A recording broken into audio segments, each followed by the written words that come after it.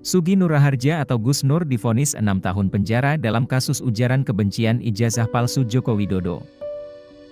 Sidang pembacaan vonis Gus Nur dilakukan di Pengadilan Negeri Surakarta, Jawa Tengah, Selasa, 18 April 2023.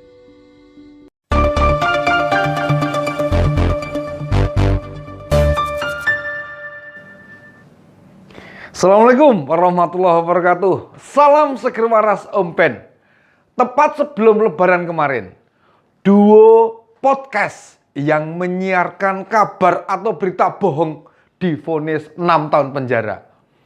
Vonis ini jelas lebih ringan dari tuntutan jaksa yang menuntut 10 tahun penjara. Keduanya langsung meminta banding atas keputusan ini. Vonis yang dijatuhkan saat Ramadan mestinya membuat keduanya refleksi, introspeksi diri, dan bermuhasabah supaya ke depan jadi muslim yang lebih baik. Bukan malah kemudian menambah kebencian pada sesama umat manusia. Silakan kalau mau ada anggapan ini maunya Pak Jokowi. Bisa dijamin beliau belas tidak gagas memikirkan kayak fitnah kayak gitu tuh. Fitnahan murahan seperti itu orang digagas karo Pak Jokowi. Yang pantas disesalkan dari kasus ini, pihak-pihak yang turut ngipasi, memprovokasi, nambah panas isu ini, harusnya juga turut diproses di pengadilan.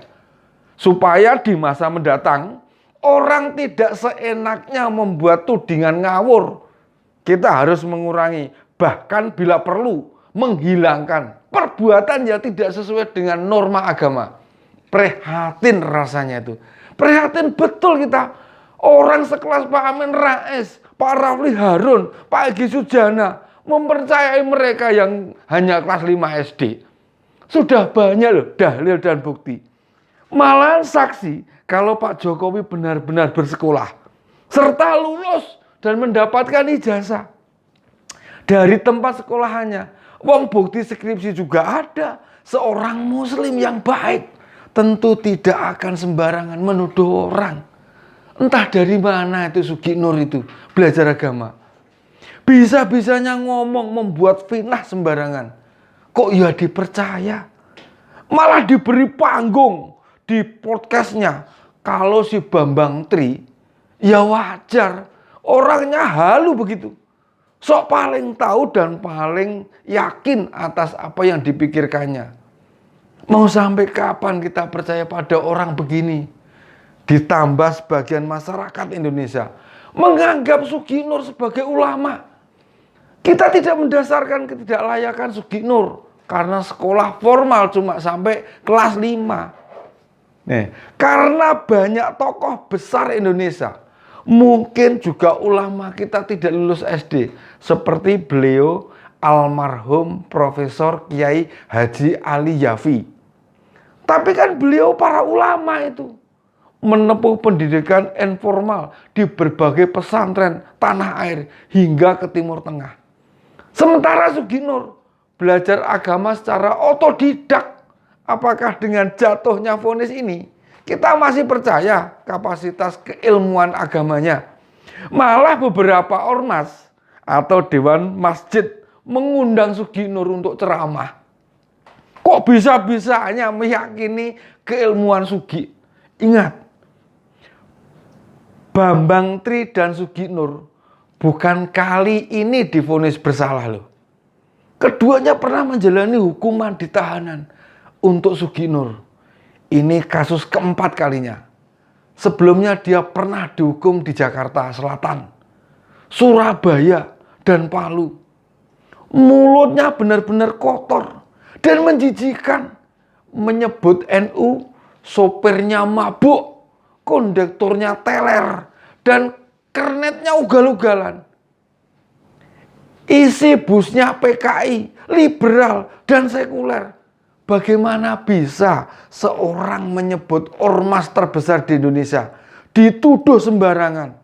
Sayangnya hakim hanya mengenakan hukuman 1,5 tahun saja.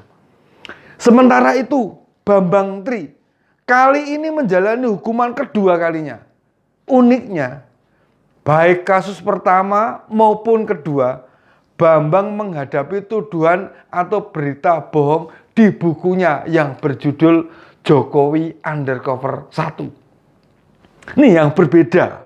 Yang berbeda lagi, jika Sugi Nur mendengarkan vonis masih didampingi pengacara. Namun Bambang Tri menghadapi seorang diri. Seorang pengacaranya dipecat Bambang Tri, mengakibatkan pengacara lainnya pada mundur rame-rame. Mundur berjamaah begitu ya. Ketika mengomentari vonis itu, Sugi Nur mengucap Alhamdulillah dan mengakui Allah yang menghendaki. Tapi dirinya tetap mengajukan banding. Oh, dikendaki Allah kok dibanding. Allah kok dibanding gimana tuh? Agak aneh kan? Aneh sekali nih. Sudah mengakui kalau ini adalah kehendak Allah. Lah kok dibanding? Kalau itu memang suratan takdir, Pak. Kenapa banding? Bukannya harus diterima dengan lapang dada gitu loh, Pak. Gentleman nih. Pak Sugi meminta barang yang disita untuk dikembalikan. Seperti satu flash disk berisi podcast Sugi Nur dan Bambang Tri. 2 kursi, kamera, handphone, stand mic, dan barang lain. Saat membaca pledoi bagi Sugi, barang-barang itu untuk mencari nafkah keluarganya. Sugi memiliki 2 channel yang kalau kita lihat isinya, wah, kayak nyebar fitnah jariah. Bisa-bisanya seorang yang mengaku memahami ilmu agama punya channel YouTube dengan konten banyak ujaran kebencian, terutama pada pemerintah. Sementara pengacara Sugi mengungkapkan, vonis tidak sesuai dengan hukum acara perdata dan hukum acara pidana. Atas dasar itulah mereka kemudian banding. Tidakkah para pengacara tersebut fokus pada apa yang disampaikan? Mengapa? Mengapa sebagai pembela mereka tutup mata pada saksi maupun bukti yang disodorkan jaksa? Kalau mau jujur, siapa sih yang percaya kalau ijazah Pak Presiden itu palsu? Hal remeh-temeh begituan dibawa ke ruang publik tentu mengajarkan hal yang tidak benar. Sadarlah Sugi Nur dan Bambang Tri. Ini bulan baik, kesempatan kalian meminta maaf pada rakyat Indonesia, meminta maaf pada Presiden Joko Widodo, meminta maaf pada keluarga beliau. Kita percaya mereka akan memaafkan sampean. Belajarlah menerima apa yang sudah digariskan oleh Tuhan, oleh Allah. Tidak perlu membuat hal-hal yang tidak bermanfaat bagi masyarakat. Masih banyak warga Indonesia yang butuh perhatian kita, malah fokus bergotong royong. Apa yang bisa kita lakukan? Tidak perlu mulu-mulu, Pak. Merubah semua masyarakat, bantulah di lingkungan terkecil sampean.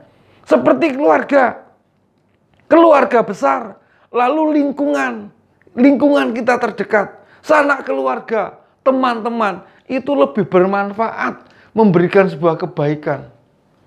Fitnah-fitnah itu tidak memberi kedamaian, malah membuat situasi dan suasana tambah runyam. Apalagi untuk Sugi Nur, anaknya mulai tumbuh dewasa. Ajari bagaimana menjadi seorang muslim yang baik. Sehingga masa depannya menjadi anak yang bermanfaat. Bukan hanya bagi keluarga, tapi juga bagi bangsa, negara, dan agama, Pak. Hati-hati sekali lagi. Jangan suka menyebar fitnah. Karena itu adalah tidak baik. Demikian opini Om Ben kali ini. Assalamualaikum warahmatullahi wabarakatuh.